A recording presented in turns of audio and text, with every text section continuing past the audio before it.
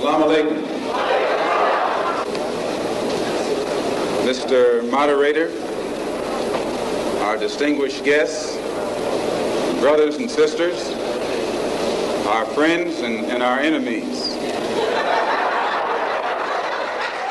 There was a cholera outbreak in London.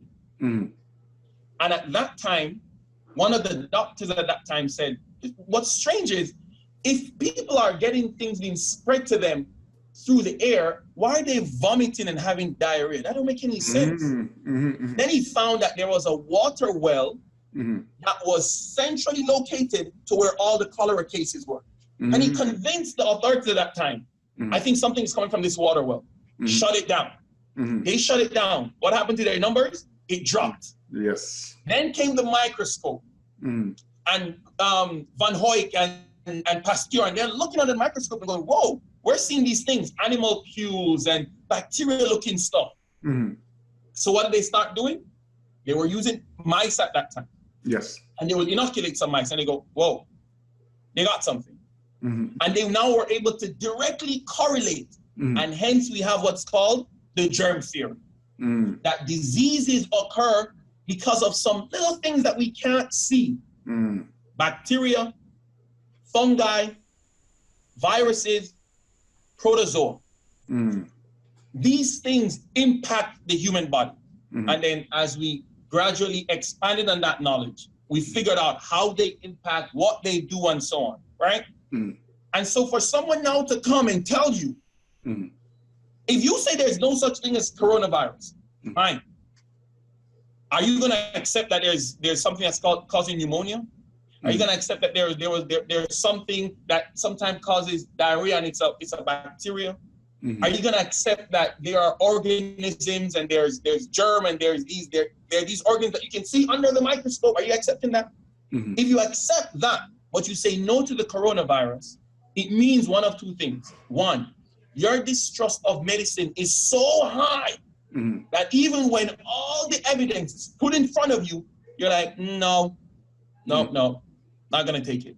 Yes. Or you just don't know. And in the case that you don't know, you need to be educated, all right? So now we get to a situation where there's a virus that's impacting people, but it seems to be impacting more persons than the others. That's a healthcare disparity. Yes. Why is it affecting one set of persons more than the other?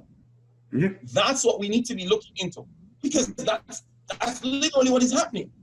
But the time that we spread, or the time that we spend trying to say it's not true, it's not, when people are dropping like flies, I gotta scratch my head like, really? Is this what you want to do?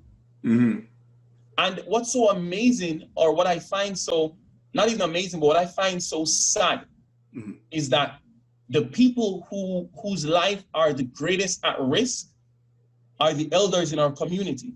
The people who hold the history, the culture, the ones who are going to translate to the other generation. These are the ones who are being severely impacted. And you running around with your young self like, don't believe them, don't believe them, don't believe them. But your grandmother is at huge risk. Your granduncle is at huge risk. And they're coming to the hospital. And these numbers are clear. They are reported numbers. And if not that I witnessed it myself, I would scratch my head like, hey, are these numbers real? And I've had individuals call me from across different countries, even in the US. It really so, like, is it really that bad in New York? It's bad. It's bad. It was affecting our own colleagues. We're caring for patients and we are paranoid. Like, man, I could get this. Yes. This could affect me. Yes. And while you're doing that, somebody's shouting from outside, it's low, it's affecting. You're like, bro, no. Come on, man. I don't want to deal with this right now. Then we got to go back home to our families. And there are people who they're living with their grandparents, their parents, and it impacts. I speak to family members who are crying on the other line because they believe they're the ones who caused their grandfather to be in the hospital. Wow. They believe they're the ones who caused their mom to be in the hospital. I will never forget, one young lady said to me, she's like, Doc, I did everything possible. I wear gloves. I try to put on mask.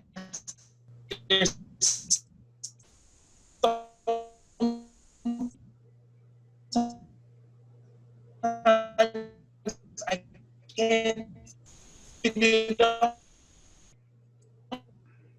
on and so on. This is pain me, guard. Doc? Yeah, I think I lost you. Yeah. We got to go back to, I did everything possible with the story of the girl. I did everything. Right. So, I remember there's a young lady and she said, I did everything possible. I tried to count the people who came to interact with her. I tried to minimize my own contact with her. I put on gloves, whoever was going to prepare her food. And so there are secondary effects. That is not just the people who are dying, but it's the family members who have to now wait and wonder what's going to happen to their loved ones. What's interesting, especially in the Muslim community, is we all know how important it is for janazah. Yes. The early time when it just hit, all you would get was a picture of where your family member was buried because you couldn't come for the body. These are the stories that I was hearing, and I was like, man, subhanAllah, this is heart-wrenching. This is difficult. Abu Usamah, he did an interview on the Young Smirks recently, right? Sheikh Abu Usamah, and he, the brother John Fontaine, he asked him straight up, were you hit hard in the virus, right? He wasn't going into detail like how we are right now. He goes, yeah, we were hit very hard. He goes, we were even debating whether we could wash some of these bodies or not. That's how many bodies we got. That's Abu Usamah. He has no ulterior motive to mention something like that. You know what I mean? And really, he's not in the discussion of whether it's fake or not. He was just asked a simple question. He gave a simple answer. Sheikh, it's been an eventful few months. We've had the time of Corona, of the Corona pandemic, where, people have been on lockdown throughout the world. We've also had the recent, if you like, protests that have been happening throughout the States, and also more recently, the past few days here in the UK as well. So I wanted to touch upon a few of these topics first. How have you managed in the lockdown, with the Corona lockdown? Well, the Corona pandemic was a disruptive force in the lives of everybody for the most part. And our community here in Liverpool was no exception to that. I remember quite vividly when we decided that we were going to lock everything down.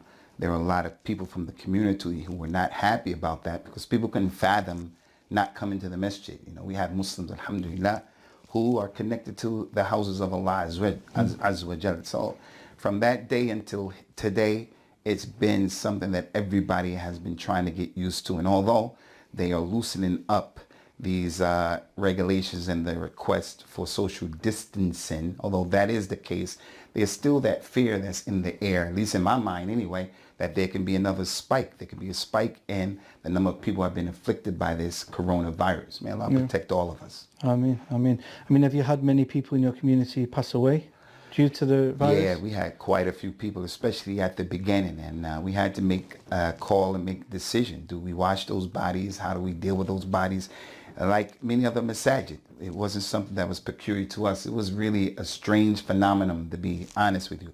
But again, there's a bright side in it, a lot of bright sides in it, a lot of lessons to be learned and to be taken away. And one of those lessons is, no matter what confronts us as Muslims and an ummah, we have a religion that teaches us and tells us and gives us instructions how to deal with it. So we've been resilient, and inshallah we'll be coming out of this pandemic soon. You know what I mean? That's the reality. That's the reality. We need to start talking to people who are genuinely impacted by this. If we want to change the narrative, which is why I appreciate you asking me to come on. And we had a bit of back and forth. I'm like, nah, I don't want to. But then you're right. Alhamdulillah, you're right. Because if we don't change the narrative, then one narrative continues to be promoted, and then it becomes a huge. It's haram. It's haram. It's haram because you're putting people's lives at risk, like literally. Literally. You know, by spreading misinformation. And the amount of misinformation that is available is just ridiculous. You know, it's crazy. Dr. Tijani, I want to show you a small video clip. Okay. Right? And I want you to comment on this video clip, inshallah, okay? Okay. Yes. Yes. Yes. Yes. Yes, I love you. Yes. Yes. Yes. Yes. Yes. Only you.